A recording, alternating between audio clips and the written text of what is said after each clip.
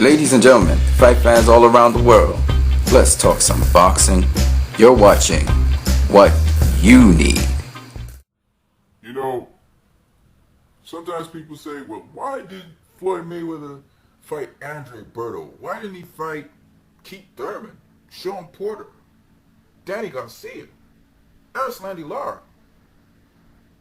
And if you ask, what are the possible opponents for Manny Pacquiao? People will say, well, he should fight Terrence Crawford. He should fight Keith Thurman, Kell Brook. You know?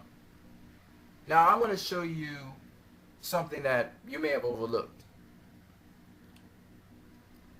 Boxers debut, professionally at least, their professional debut tells us what year they're from.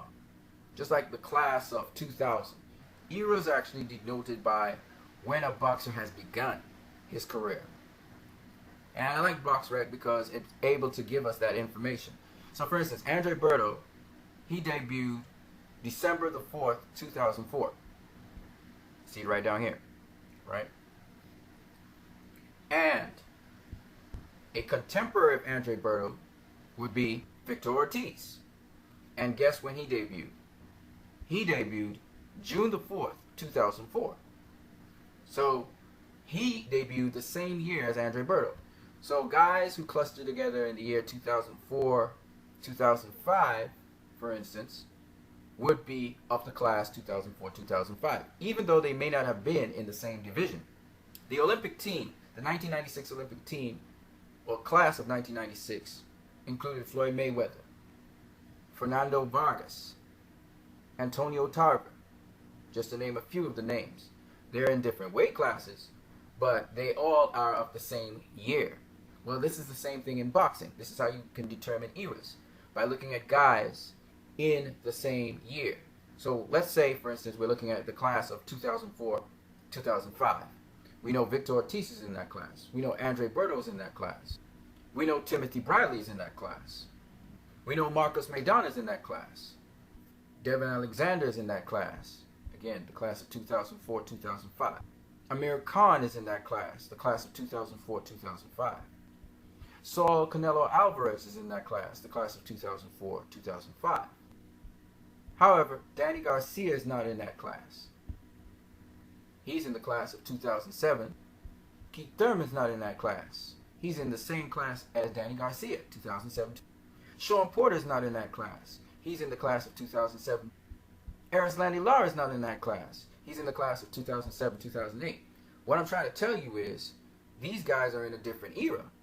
Now, they may fight guys from the class of 2004, 2005, but you have to ask yourself the question, did Manny Pacquiao or Floyd Mayweather ever fight anybody in the class of 2007, 2008?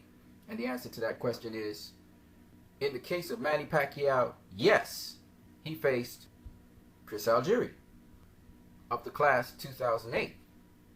So Manny Pacquiao, he did face somebody from the class of 2007, 2008. So it's fair game for him to face anybody from those classes of 2007, 2008 because he went into a whole new era of boxers.